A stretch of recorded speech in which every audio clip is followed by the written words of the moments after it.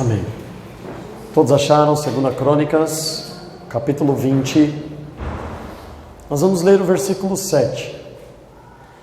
Diz assim: Porventura, ó Deus nosso, não lançaste tu fora os moradores desta terra de diante do teu povo Israel, e não a deste à semente de Abraão, teu amigo, para sempre? Para aqui, amados. Na verdade, este capítulo, este versículo que nós estamos lendo, é só para demonstrar um pouco de quem é Abraão para o Senhor. Abraão é conhecido, assim como Moisés também, como amigo de Deus. A Bíblia diz, lá em Êxodo 33, se eu não estou enganado, que Moisés tinha um privilégio. Deus falava com ele face a face, como fala um amigo para o outro. E até na madrugada de sábado, no amanhecer, eu falava isso aos irmãos lá no monte, que como é interessante, amados, o sol nem sequer ainda apareceu, e só o reflexo, só a sua grandiosidade era o suficiente para iluminar já toda a terra.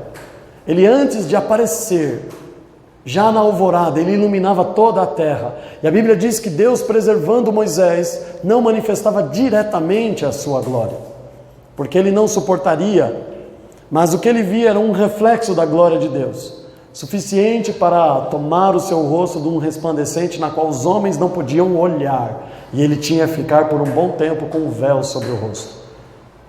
A Bíblia chama, amados, Abraão como amigo de Deus. E nós há um tempo atrás falamos um pouco sobre a questão de ser servo e amigo, como muitas pessoas se enganam sobre isso, do que é ser servo e do que é ser amigo de Deus. Mas Abraão é um amigo de Deus. E hoje nós vamos ver algo, amados, que Deus fez com este homem. Eu sei que você conhece a história, e você vai abrir lá no primeiro livro da Bíblia, o livro de Gênesis, no capítulo 22, e nós vamos ver essa história nesta noite. E como Deus, tendo Abraão como seu amigo, como ele o tratou e como ele seguiu aquilo que o Senhor queria fazer por meio da sua vida. Gênesis 22. Esse capítulo relata o pedido de Deus a Abraão para oferecer o seu filho como um sacrifício. E muitas pessoas, como eu já ouvi, não uma e nem duas vezes, para que Deus faz essas coisas? Por que Deus age desta forma? Por que Ele faz isto? Amados, como viemos falando já há um tempo, aquilo que provém do Espírito não é discernido pela carne. Não espere que as pessoas entendam. Eu não espero que as pessoas compreendam o que nós fazemos. Eu não espero que as pessoas aceitem. Nós que deveríamos ter a ciência e o conhecimento de saber que muitos homens ainda permanecem na carne e não vão entender, e não vão compreender. No capítulo 22 de Gênesis, diz assim no versículo 1: E aconteceu que, depois destas coisas, tentou Deus a Abraão, e disse-lhe: Abraão, e ele disse: Eis-me aqui. Para aqui um pouquinho, amados. A palavra eis-me aqui, não sei como está na sua Bíblia, se o aqui está em itálico, como a gente sempre vem destacando isso aos irmãos, né? Às vezes no celular não vai aparecer isso, mas existem versões mais próximo da original da tradução do inglês. Então, esse itálico é o escritor colocando, olha, eu vou colocar esta palavra, mas não é ela exatamente. Aqui eu não encontro uma palavra no vocabulário português para descrever exatamente o que significa isso. Porque esse eis-me aqui não é aquilo que nós fazemos quando alguém nos chama. Diogo, oi, que? Não é isso. Esse eis-me aqui, amados, é o mesmo eis-me aqui quando o profeta Isaías fala lá no capítulo 6 ao Senhor. O Senhor diz assim, olha, a quem eu enviarei? Quem há de ir por mim para este propósito, para esse ministério, para esta obra? É o mesmo eis-me aqui. O profeta fala, Senhor, eis-me aqui. Um dia Abraão dormindo, ele estava dormindo, e ele de repente escuta uma voz chamando o seu nome, Abraão. E ele prontamente diz: eis-me aqui. O significado do eis-me aqui é: Senhor, estou pronto para obedecer e fazer o que tu queres. Não é só oi, fala. Porque muitas vezes as pessoas nos chamam e falam assim: eu quero te pedir algo. Ah, tá bom. Você faz? Ah, não sei, depende. O eis-me aqui não é isso. Ah, fala que eu vou analisar se eu vou cumprir. O eis-me aqui significa: pode falar, que eu vou obedecer, que eu vou seguir.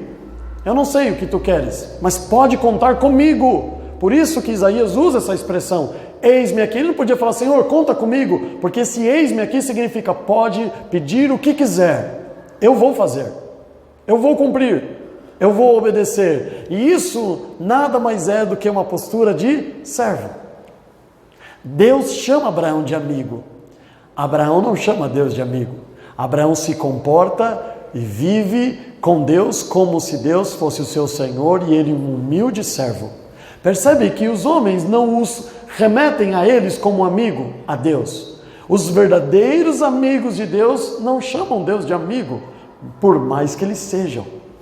Eles sempre têm um comportamento de: Senhor, pode falar, estou aqui para obedecer, eu estou aqui para cumprir. Só que ele não sabia o que o Senhor estava para pedir. No versículo 2 diz assim: e disse: toma o teu filho, o teu único filho, Isaque, a quem amas, e vai-te à terra de Moriá, e oferece ali em holocausto sobre uma das montanhas que eu te direi. Amados, sem dúvida, foi o pedido mais difícil que Deus fez a um homem. Quando ele olha para Jesus e envia ele à terra, Jesus sabia da necessidade, ele estava lá no Éden. Deus olha para Jesus e fala assim: agora o homem é como nós. Ele acompanhou toda a história. Mas Abraão não, amados. Abraão é um homem como eu e você. Alegre e feliz que na sua velhice, aos 100 anos, teve o privilégio de ter um filho. Através de uma mulher estéril. O Senhor chega para ele e fala assim: Abraão, pega o teu filho, o teu único filho. E isso tem um significado com relação a Ismael. Não vamos falar disso hoje. E você vai pegar ele e você vai oferecer ele como um sacrifício. Lá na terra de Moriá, eu vou te mostrar um monte, exatamente o monte que você vai fazer isso. O pedido de Deus para Abraão é duro, é difícil, é espinhoso. E é aqui que o Senhor começa a nos ensinar, amados. Aprenda que não são somente histórias, que são contos para você saber por que chegamos até aqui. Deus quer nos ensinar em cada uma delas. Por que Deus pede isso a Abraão? Porque Abraão sempre foi um servo temente e obediente a Deus. E Deus pediu coisas difíceis. Sai da sua zona de conforto, sai do meio da tua parentela, larga todo mundo e sai sem nada. Eu vou te mostrar uma terra. Eu vou te falar algumas coisas. Eu vou te contar algumas coisas que eu aqui em meu coração pretendo fazer nesta terra e eu quero fazer com você. Até então Deus não tinha feito isso com ninguém. Amados, mas repete-se a história. Ele faz o mundo e ele faz um lugar específico chamado Éden. E ali ele põe um homem, e depois de um tempo ele põe uma outra mulher. Ele ensina, ele fala tudo o que ele precisava fazer. Ele tinha sempre, amados, essa história se repete. Deus sempre está separando um povo que lhe é querido. No meio da multidão, ele separa. Ele quer um povo reservado. Não porque ele é preconceituoso para os que estão de fora, porque a porta nunca foi fechada. Mas por que ele faz isso? Porque o tempo todo Deus está querendo separar um povo para ele. Porque o tempo todo ele chega lá, ele vai em Noé, ele fala: Noé, é com você agora. O resto vai ser destruído. É com você. Ele chama Abraão, ele separa Abraão. Depois ele faz a mesma coisa com Jacó. E ele vai repetindo, até Cristo. E quando Cristo vem, ele fala assim: eu vou separar também um povo. Ele vai estar pulverizado, espalhado na terra. Mas é um povo separado. Santificação significa isso: separar para um propósito. O tempo inteiro Deus quer fazer isto. Por quê? Por preconceito aos outros? Não. Para que nós, nos santificados, voltamos a ter comunhão com Ele, e Ele traz coisas que nós precisamos aprender ainda aqui na terra. como servir ao Senhor verdadeiramente. Ele chega a Abraão e faz um pedido, amados, difícil. Eu sou o pai. E isso me ensina. Porque o homem aprende que amor é fazer tudo o que o filho quer. E não o que o pai quer. E Deus ensina que o amor está em obedecer o pai e não obedecer os filhos. E o que nós temos nos tornado hoje no mundo? Pais que obedecem os filhos. Pais que fazem tudo o que os filhos querem. Isso em todo o aspecto. Não estou falando só na figura de eu com o Daniel ou com a Rebeca. A igreja passa a ser filhos nossos. Então eu faço o que a igreja quer. Não. Lemos isso inclusive na quinta-feira em Isaías. Pastores que pregam mediante aquilo que a igreja quer ouvir. Não é assim, amados. Não é desta forma. Deus fala a Abraão, eu vou te pedir algo. Me dá teu filho. Você vai oferecer ele. Só que Abraão, antes de ouvir, já disse, Senhor, pode falar que eu estou aqui para obedecer. Abraão, acorda. Acorda. E aqui nós vamos aprender algo. Ele ouviu a direção do Senhor. E ele não precisava ouvir de novo. Ele não precisava de reforço. Ele não precisava examinar. Será que provém de Deus? Será que isso mesmo? Porque Deus me deu um filho. E agora eu tenho que matar ele. Não faz sentido.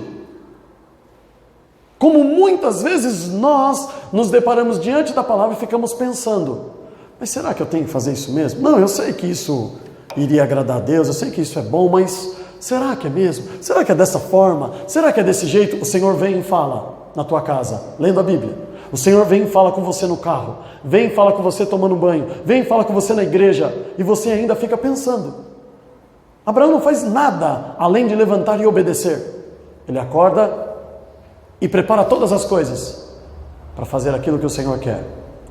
Aprenda isso. Versículo 3. Então se levantou Abraão pela manhã de madrugada e abordou o seu jumento e tomou consigo 2 dos seus moços, funcionários, e Isaque, seu filho, e fendeu lenha. Ele foi lá e cortou para o holocausto e levantou-se e foi ao lugar que Deus lhe disse.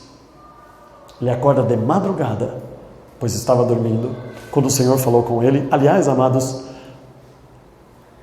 eu não fiz essa conta, então é uma forma de expressão, mas deve estar bem próximo disso. 90% das vezes que você vê Deus falando com o homem estava dormindo, no Velho Testamento. Todos eles estavam dormindo. Perceba isso. Quando você estiver lendo e Deus falou, pare e olhe e veja se não foi numa visão, num sonho. Com Jacó foi assim, ele deita, dorme e daqui a pouco ele começa a ter uma visão de uma escada, e subindo e descendo. Ele estava dormindo. Deus fala com ele, ele acorda, fende lenha, prepara lenha, acorda Isaque, Isaque acorda. Um filho obediente fica, mas hoje não tem aula, hoje não, levanta, chama 2 funcionários, servos, todos obedientes, ele não tem que explicar, ele não conta para ninguém, nada, está tudo com ele. Por quê? Porque ele não precisa explicar. Hoje, para tudo que você vai fazer, você tem que explicar. Tudo. O filho pergunta, mas por quê, filho? Porque eu quero. A gente tem que explicar tudo. Tudo. Tem gente, até recentemente, a gente estava falando isso, foi um pouco cômico, mas é sério. As pessoas vão aí, escutam um monte de coisa, lê nos livros umas baboseiras, e depois vem perguntar para mim, o que isso significa? Eu falei, eu não sei, vai perguntar para quem te falou. E nós temos que ficar explicando coisas que não sei de onde inventaram isso. Da onde tiraram essas coisas? Mas inventaram. Ele não dá satisfação a ninguém. E ele nem fala a Sara. Porque sabemos, amados. Sara, vou dar uma saidinha. Como assim você vai viajar? É uma viagem de 1 semana. Imagine Sara acordando e o marido aparece aqui 7 dias. E ele não dá satisfação para ela. Por quê? Não só pela viagem, mas o motivo da viagem. Não, como assim? Meu marido está saindo de casa, vai voltar daqui 1 semana e não me fala para onde vai? Que história é essa? Eu vou junto. Ele nem acorda ela. Pega os funcionários, pega o filho, pega a lenha, pega o fogo e começa a viagem. 4. Ao terceiro dia, então são 3 dias de viagem. Ao terceiro dia levantou Abraão seus olhos e viu o lugar de longe.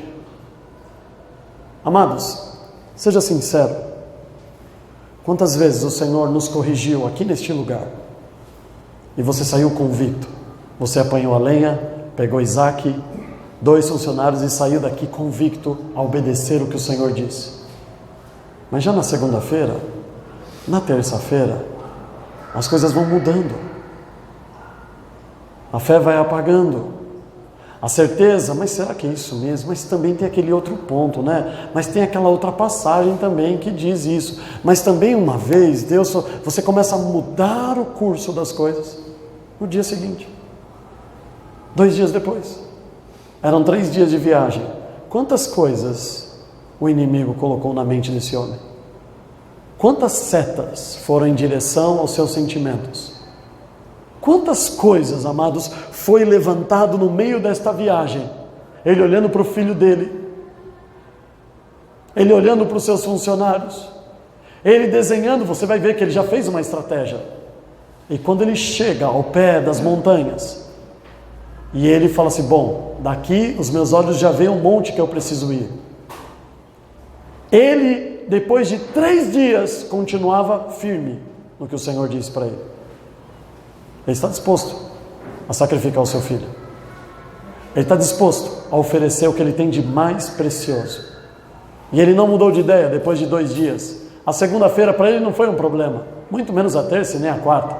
E nem no dia do sacrifício, nada mudou. Ele continua convicto. E muitas vezes nós perguntamos: Senhor, por que as coisas não acontecem? Porque no dia seguinte a gente muda tudo. O Senhor vem e fala de uma forma clara, objetiva, direta, conserta. Você: sim, Senhor, eu vou fazer. No dia seguinte você fala: mas não precisa, será mesmo? Não é necessário. Acabou. Ele continua convicto. Passaram-se 3 dias, uma viagem longa. Chega, amados, ao versículo 5. E disse Abraão aos seus moços: olha a estratégia. Ficai-vos aqui com o jumento, e eu e o moço iremos até ali, e havendo adorado, tornaremos a vós. A estratégia é: eles não podem ir comigo. Eu já estou avançado em idade. E se eles acharem que eu estou louco? Eles são meus funcionários, eles estão carregando a lenha, eles estão vindo aqui carregando toda a tralha, são fortes. Ele fala assim: vou deixar eles aqui. Só que olha a certeza, amados, eu vou subir, eu e o menino. Esperem aqui, porque daqui a pouco eu vou voltar. Nós vamos voltar. Eu não sei o que Deus vai fazer. Eu não sei como, e não é meu papel saber exatamente como ele vai agir, mas que esse menino vai descer desse monte comigo, ele vai. É mais fácil eu ficar, mas ele não, porque o Senhor fez uma promessa sobre a vida dele. E é aí que nós nos perdemos, amados. Nós nos esquecemos de tudo que o Senhor fala. Nós esquecemos da sua palavra. Nós nos esquecemos de tudo. E aí vem uma pergunta: mas e se fosse o diabo? E Deus dando permissão ao diabo, e o diabo enganando Abraão, e Abraão está indo obedecer uma ordem do diabo, porque não é assim que muitas vezes nós agimos?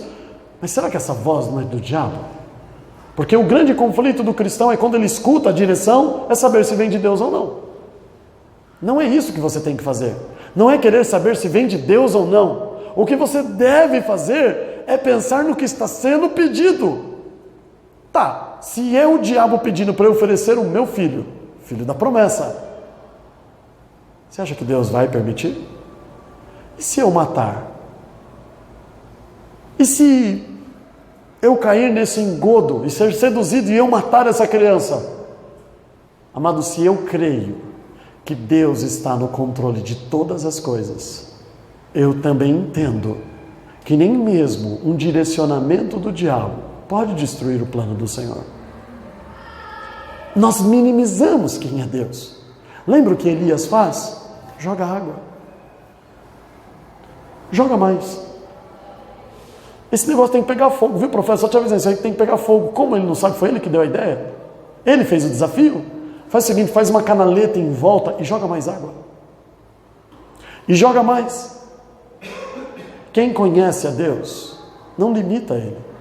Quanto mais estiver molhado o sacrifício, mais eles vão crer. Ah, não, ó, aquela primeira jarra que jogaram dava para pegar fogo, mas essa, do jeito que está aí agora, não pega. Não tem como. É impossível. É isso que Deus quer. É isso que Ele fala para Gideão. Gideão, tem muita gente. Tem que diminuir, porque se não diminuir, o povo não acredita. Tem que ser uma coisa que ninguém consegue imaginar que é possível. Elias, amigo de Deus, joga água. Abraão, amigo de Deus, claro, eu mato. Eu mato. Mas Deus já fez promessas, Deus já separou a terra, Deus já desenhou toda a história, já está tudo escrito no seu livro, eu não consigo atrapalhar mais. Ele me mata antes, se for necessário. O menino ressuscita. E me coloca no altar e me mata se for necessário. Eu não sei o que vai acontecer, mas mesmo que isso provenha do inferno, eu vou obedecer. Não se trata só de saber e discernir qual é a voz do seu Senhor. Como algumas pessoas falam desse texto. É porque um amigo sabe discernir. É porque um amigo entende quando vem de Deus. Claro, isso também. Mas, amados, por mais que você creia que é isso que Deus está te pedindo, é o teu filho. Depois de 100 anos é o teu sonho realizado. Depois de tanto esforço, depois de tanta luta, como Paulo diz em Romanos, ele a cada dia, ele se fortalecia glorificando a Deus. Uma hora vai vir. E aí, Sara, está sentindo enjoo? Não, estou melhor que ontem. Amém. E aí, Sara, como é que você está hoje? Como é que você acordou? Está sentindo alguma coisa? Não, nada. E aí, Sara, como é que está? Nada. E passados-se 25 anos, amados, é um sonho de toda a vida dele. E percebe como ele abre mão com uma facilidade. Não é porque ele não valoriza o que Deus deu a ele. Eu testemunhei aqui os irmãos.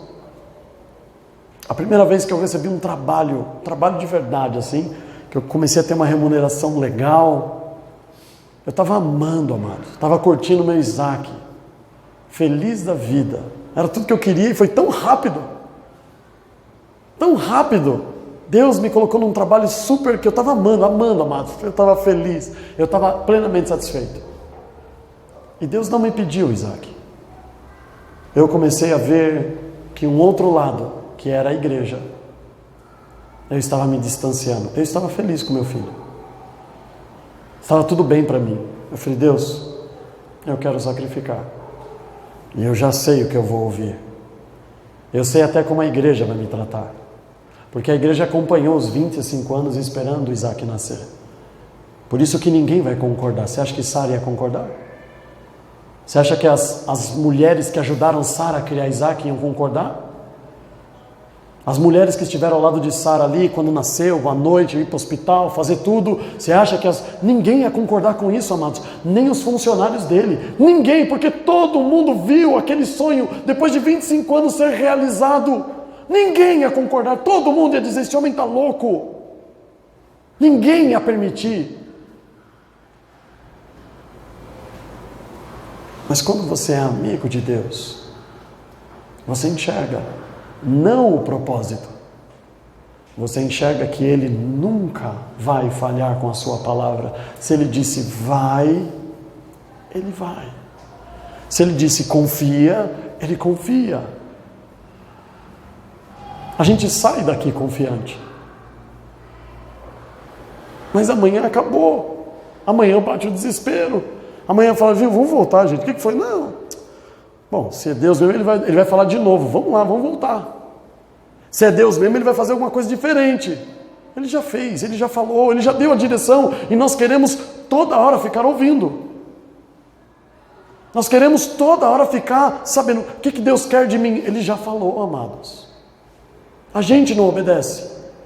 Ele olha, pega o filho, lenha, fogo, deixa os moços e começa a partir para a terra de Moriá. Vamos lá. 7.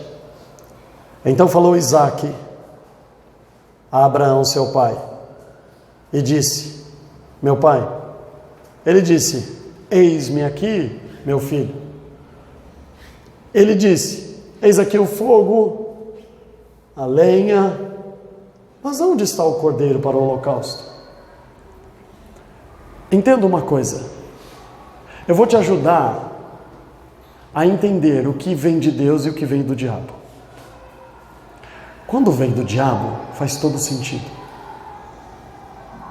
Quando vem do diabo, todas as ferramentas estão prontas. Quando vem do diabo, é um plano perfeito. Quando você tiver uma ideia que é um plano perfeito, cuidado, porque isso se assemelha muito ao do diabo. Tem um filho com a escrava, tudo que ela tem é nosso, o filho é nosso. Ela não é estéril, nós temos poder sobre ela, está tudo resolvido. Olha como é fácil. Espera aí, Jó, você tinha tudo. Em um dia, você perdeu tudo, inclusive a sua saúde. Você está fazendo alguma coisa errada, isso é óbvio. Alguma coisa de errado você fez, isso é óbvio. Encaixa, perfeito. Porque quando você começa a servir a Deus, tudo começa a dar certo. Amados, essas convicções, essas certezas absolutas, sempre quando falta alguma coisa, Deus tem parte nesse negócio. Porque é o que falta é preenchido pela nossa fé. Eu não sei o que fazer. Eu não sei como resolver. Opa, Deus pode estar nesse negócio. Sabe essa parte que você não sabe como fazer? Filho, tem tudo, está faltando o principal. Aí você sai daqui com fé. Você sai aqui com um desafio, mas o principal falta, o dinheiro. A mudança do diagnóstico da doença. A aceitação daquele homem para deixar as drogas. O principal falta. É claro que falta. Porque o principal tem que vir dele. O problema nós temos. A vontade de consertar, o Senhor coloca em nós. Mas existe algo, amados, que só Deus pode. Ele fala, Pai, olha, tem tudo. O Senhor tem a adaga, o Senhor tem a lenha, o fogo está aqui, nós estamos indo ao monte, o monte já foi encontrado, está tudo. Só que está faltando o principal, aquilo que nós vamos oferecer ao Senhor, aquilo que nós vamos oferecer a Deus. E ele faz o quê? Amados, por que ele não conta a Isaac? Porque Isaac talvez não estava preparado como ele estava. 3 dias de viagem pode fazer você mudar de ideia. O tempo faz você recuar. O tempo faz você ter novas ideias e melhores do que a que Deus teve no culto que Ele falou com você. No momento em que Ele falou com você na hora que estava dirigindo o carro. Na hora que o Senhor falou com você, dali até a realização tem um espaço de tempo. E como a gente é criativo. E as nossas ideias são melhores do que a de Deus. Ele não fala. Porque Isaac poderia pegar esta palavra e falar assim, tá bom, pai, mas eles ainda estão em viagem. Eles não chegaram. Daqui a pouco ele fala, pô, para aí, pai, mas o senhor contou isso para a mãe? Não, tudo bem, eu até vou, mas você tem que contar para a mãe. E ele ia começar a criar empecilhos. Então ele não conta. Porque, amados, quem entende é o servo. É um amigo. A carne não discerne o espírito. Eu cometo esse erro, eu confesso aos irmãos. Quantas vezes eu tento explicar, quantas vezes eu tento mostrar, quantas vezes eu tento abrir os olhos das pessoas, e Deus fala assim, não era para você falar. Não vai entender. Não vai compreender. Abraão estava com este fardo. Abraão estava com esse desafio lançado. Mas ele guarda para si. Porque ele sabe que ele tem fé suficiente para enfrentar, para vencer, para prevalecer. E ele olha para o filho dele e fala o quê?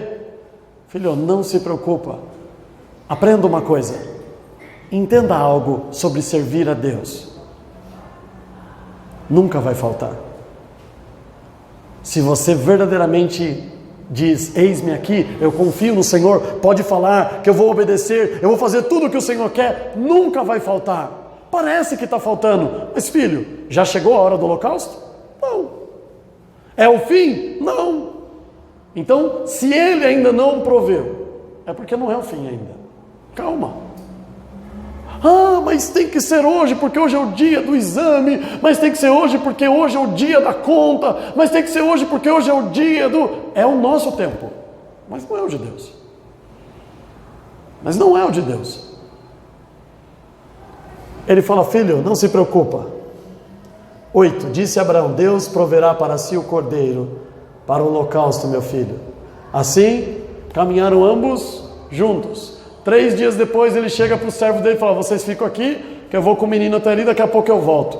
No meio do caminho, a sua fé é provada de novo. Pai, cadê o cordeiro? Cadê o sacrifício? Ele fala assim: filho, isso não é nosso problema. Deus vai prover o animal para o sacrifício, o cordeiro para o sacrifício. Ele crê, amados, fielmente que não é o seu filho que vai morrer. Ele crê. Percebe o que é prática de fé?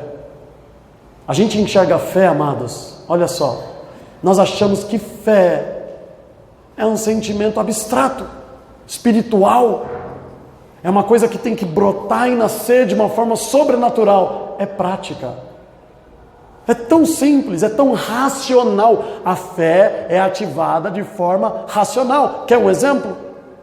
A palavra do Senhor diz que perecerá aquele que se levantar contra o povo de Deus, contra Israel de Deus.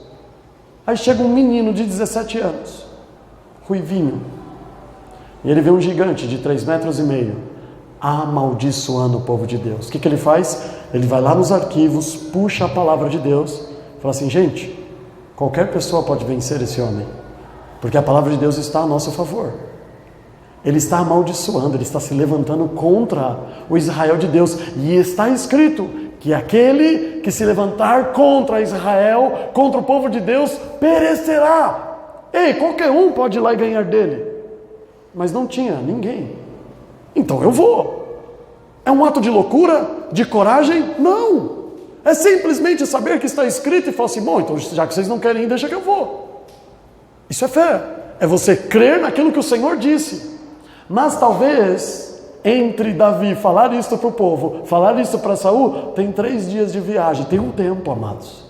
Tentam colocar uma roupa, não ajusta, ele fala: não, eu vou com as minhas mesmo. Ele vai lá, ele separa 5 pedras, já falamos disso, as 5 pedras não é porque ele poderia errar o alvo.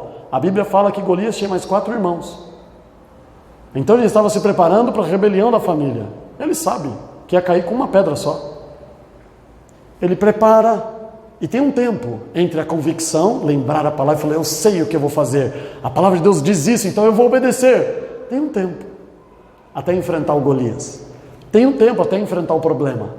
E quando ele está chegando perto do problema, Golias dá uma força para Davi. Golias dá uma ajuda, que talvez era a ajuda que ele precisava para ter completa certeza. Golias, a Bíblia diz que amaldiçoa Davi. Davi fala, ele vai lá nos arquivos, puxa. O que acontece com aquele que se levanta contra o ungido do Senhor? Que amaldiçoa o ungido do Senhor. Davi já era ungido. Ele fala: obrigado, Deus. Obrigado. Eu já tinha certeza que ele ia cair. Agora mais uma palavra confirmando. Golias amaldiçoa Davi. Davi fala assim: você não sabe o que vai acontecer com você hoje. Não vai dar nem tempo de você se espantar. E ele cai.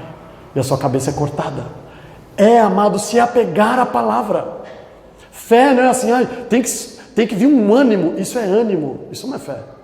Isso é empolgação, isso não é fé. Fé é falar assim: vai dar certo. Viu, mas vai dar certo, se está escrito. Se ele falou para mim, algum animal vai ser sacrificado e não vai ser você, filho. Deus vai prover, amados. E ele continua a caminhada, convicto. 9. E vieram ao lugar que Deus lhe dissera, e edificou Abraão ali um altar, e pôs em ordem a lenha, amarrou Isaque, seu filho, e deitou-se sobre o altar em cima da lenha. Estendeu Abraão a sua mão e tomou o cutelo para imolar seu filho. Daqui a pouco Isaque vê que ele está sendo amarrado. Ele ainda não entende. Não sei o que o pai está fazendo. E depois de estar completamente preso, Abraão depois deita o filho no altar. Aí o menino não poderia espernear, gritar, fazer o que quiser. Ele não sai mais dali. Amados, com certeza, mesmo abraçado à fé dele, o coração dele estava rachado. Isso é óbvio. Porque, amados, dói. Mas tem que ser feito. Dói, mas é necessário.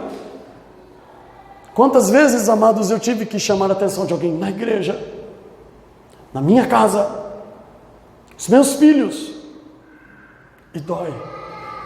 E eu sei que o mundo inteiro não concorda com o que eu estou fazendo.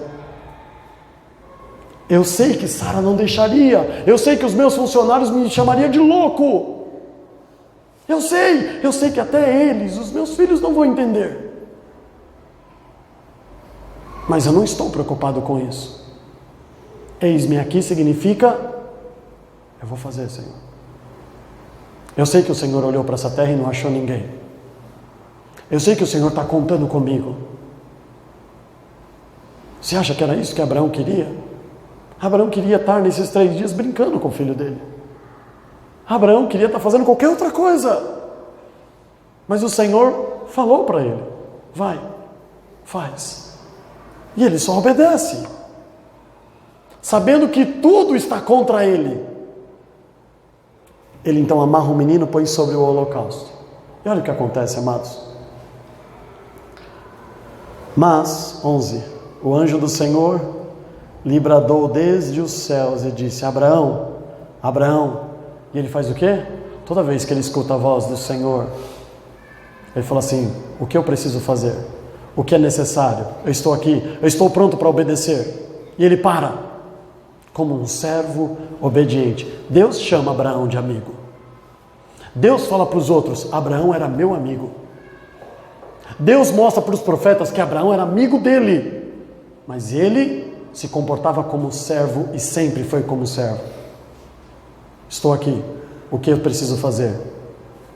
12, então disse: não estendas a tua mão sobre o moço, não lhe faça nada, porquanto agora sei que temes a Deus. Percebe que não é Deus falando? É um anjo. Sei que temes a Deus, e não negaste o teu filho, o teu único filho. Sabe, amados, o que Deus está falando aqui para nós? Não existe nada entre Deus e Abraão. Nada. Não existe ninguém entre Deus e Abraão. Isso é conexão direta. Não tem filho, não tem pai, não tem mãe, não tem pastor, não tem nada, não tem dificuldades, não tem nada entre ele e Deus.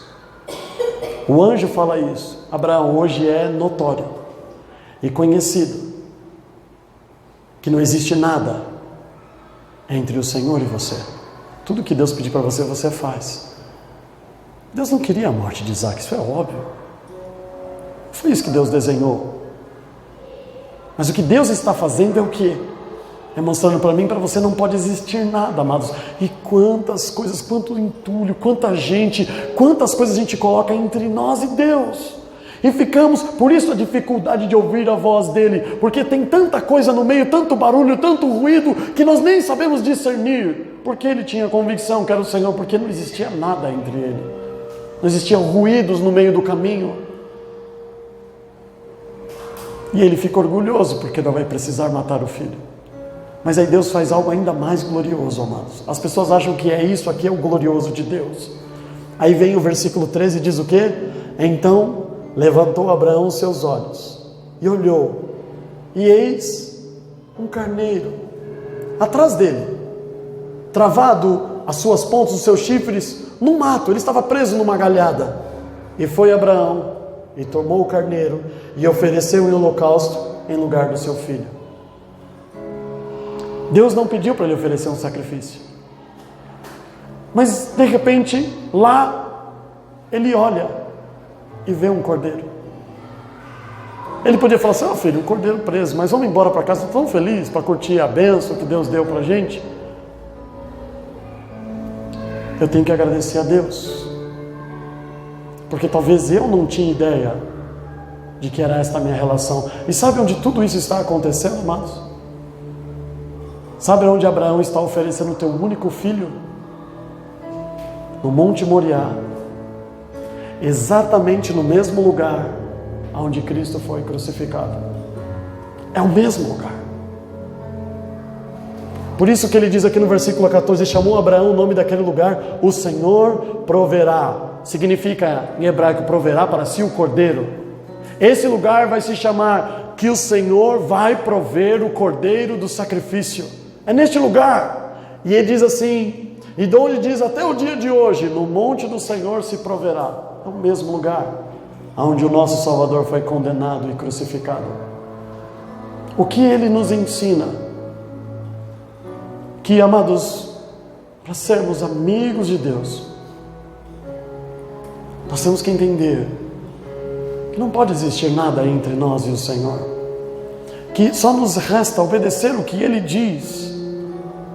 Só cabe a nós, amados, fazer o que Ele espera de nós. E se você acha assim: mas qual é? Quantas vezes nós já ouvimos? Quantas vezes o Senhor disse: faz, está na hora de começar a fazer, está na hora de começar a agir. Aí você fala: amém, Senhor, eu vou. Mas a viagem tem 3 dias. No meio do caminho a gente muda. No meio do caminho a gente fraqueja. No meio do caminho a gente vai tendo ideias novas. No meio do caminho a gente vai criando outras saídas. E o Senhor, que não muda, é um dos princípios dele. Ele não muda. Nós mudamos. Para onde o vento bate, nós viramos. Nós nos inclinamos. E aí, amados, o Senhor proveu. Cristo veio. E eu quero encerrar com vocês lendo um texto que está lá em Romanos. Você vai entender o que significa isso. Romanos capítulo 8. Em Romanos capítulo 8, Paulo começa dizendo assim: Quem, amados, pode nos condenar se nós estamos em Cristo? Ele diz assim: portanto, agora nenhuma condenação há para aqueles que estão em Cristo Jesus, que não andam mais segundo a carne, a lei da condenação, mas agora são guiados pelo Espírito. E ele vem falando o que é ser guiado pelo Espírito, e não mais ser guiado pela carne. E ele vem falando que agora nós temos uma nova vida, que nós agora temos um Deus a qual nós servimos, Cristo Jesus, que se entregou por nós e que ressuscitou. E depois, antes de encerrar toda essa palavra, ele começa um texto dizendo assim, lá no versículo 31, Romanos 8, 31, que diremos, pois, destas coisas? Se Deus é por nós, quem será contra nós? Você acha que o meu punhal vai acabar com o que Ele quer? Vai destruir a vontade dEle? Você acha que os meus funcionários, você acha que até mesmo Isaac pode, se Ele quer, amados, vai se cumprir? Nós temos Ele ao nosso favor. Por isso eu posso viajar por 3 dias para sacrificar o meu filho, não haver uma sombra de dúvida. E ele continua dizendo: aquele que nem mesmo ao seu próprio filho poupou, antes entregou por todos nós, como não nos dará com ele também todas as coisas? Se ele deu o que ele tinha de melhor, por que ele não daria as outras coisas? Por que ele não iria ajudar-nos? Por que ele não iria prover no momento certo? Por que ele iria faltar com a gente? Por que nós brigamos preocupados? Por que nós então discutimos preocupados, angustiados, revoltados, murmurando? Ele diz assim: se ele deu o que ele tinha de melhor, por que eu tenho que me preocupar? Agora você vai entender. Agora você vai entender verdadeiramente, amados, o que significa a sequência desse texto. Diz assim: quem tentará acusação contra os escolhidos de Deus? O que Sara podia pensar a respeito dele? Todo mundo iria ficar contra ele. Mas como é o Senhor que o justifica, Ele sabe o que Ele está fazendo. Fala: Senhor, eu não vou olhar para o lado. Eu não vou ter medo. Eu sei que as pessoas vão falar, mas o Senhor é meu juiz.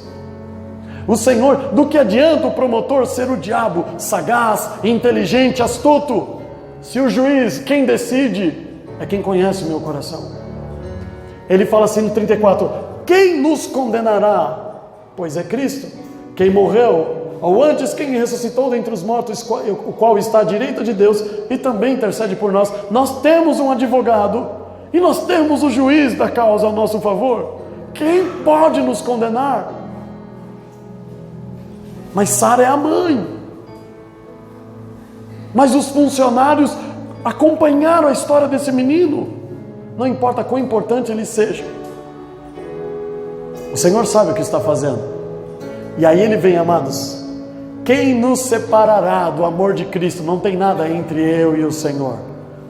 Ninguém pode me separar. É aquilo que o anjo está falando para Abraão. Abraão, não tem nada entre você e Deus. Está claro hoje, não tem dúvida. Ninguém no mundo um dia pode falar, mas Abraão era assim, mas também se tirasse o filho dele, não tem nada entre você e Deus. Por isso ele era chamado de amigo. Quem separará-nos do amor de Cristo? Tribulação? Problemas? Não. Você tem que matar o seu filho. Tá bom. Não existe nada entre você e Deus. Não tem tribulação. Ele diz assim, angústia. Peraí, mataram o meu filho? Não tem angústia. Ele diz assim, perseguição ou fome? Não tem nada, amados.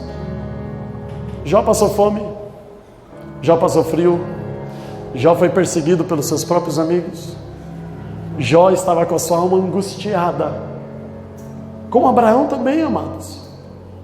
Mas não existe nada entre ele e Deus.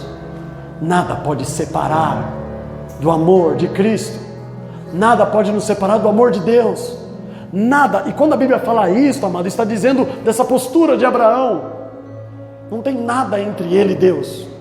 Nem ninguém. E ele continua dizendo, nem o perigo, nem espada, como está escrito, por amor de ti, somos entregues à morte todo dia. Não é de domingo, não é um feriado, não é de vez em quando. Senhor, o tempo todo, eu estou sendo provado para mostrar que não existe nada entre o Senhor e mim. Somos entregues à morte todo dia, fomos reputados como ovelhas para o matadouro, mas em todas estas coisas somos mais do que vencedores. Talvez você nunca entendeu, amados, preste atenção aqui. Talvez você nunca entendeu o que é a expressão ser mais do que vencedor. Quem é que vence no mundo, na sociedade? Uma pessoa que consegue constituir família, tem filhos, escreve um livro, tem a casa própria, consegue pagar as contas. A gente olha para uma vida, uma família começa e fala assim, olha, venceu. Prevaleceu sobre as aflições, foi realmente um vitorioso nas mãos de Deus e olha, conseguiu vencer todas as dificuldades. Só que a Bíblia diz que nossa condição, amados, é ser mais do que isso. Ele venceu todas as coisas e não tinha nada entre ele e Deus. Isso é ser mais que vencedor. Nada. Esta é uma vitória, amados, que qual homem pode hoje falar que teve? Foi provado. Abraão fala assim, eu dei o que eu tinha, tudo que eu tinha. O Senhor é que não quis, mas não existe nada mais que vencedores por aquele que nos amou. Aí ele vem, por isso estou certo que nem a morte, nem a vida, nem os anjos, nem os principados, nem demônios, potestades, nem o que está acontecendo hoje, o presente, nem o que está por vir, nem altura, nem profundidade, nem alguma outra criatura poderá nos separar do amor de Deus que está em Cristo Jesus. Não tem nada entre eu e Deus. Nada. Talvez seja difícil para as pessoas. E provavelmente é. E não tente explicar. Faça. Mesmo que você seja afligido, condenado, é Ele que te justifica. Mas o próprio diabo também vai na tua mente te acusar. Você tem um advogado, quem resolve a causa está ao nosso favor. Como não nos dará com Ele todas as coisas? Foi Ele que me deu o filho. E se Ele está pedindo, é direito dele. Eu nem teria, e nem era para mim estar aqui. Amados, olha o que Abraão está pensando. A mesma coisa que todos os outros homens. A mesma coisa que Pedro. Nem era para mim estar vivo. Eu não era ninguém. Era um pescador ignorante, analfabeto, que morava na beira do mar da Galileia. E olha o que Ele fez comigo. Olha onde Ele me levou, o que Ele fez comigo. Eu não era nada. Pobre, miserável, não tinha onde cair morto. E se até aqui Ele já me deu tudo isso, por que Ele vai me deixar no meio do caminho? Essa é a convicção de Abraão. Depois de tudo que eu vivi, depois de tudo que eu passei, depois de tudo que Ele fez por mim, vai faltar? Não cometa essa loucura, amados. Mas creia no Senhor. Deus vai prover, amados. De alguma forma Ele vai prover. Abraão não imaginava que seria um anjo bradando. Abraão não imaginava, ele só queria uma coisa: que Deus vai prover o que é necessário. Cabe a nós só obedecer. Eis-me aqui. Pode falar: Senhor, eu vou obedecer. Não importa o tempo que dure a viagem, não importa quanto tempo passe até tudo ser resolvido, amados, nós temos que confiar. Amém? Vamos orar?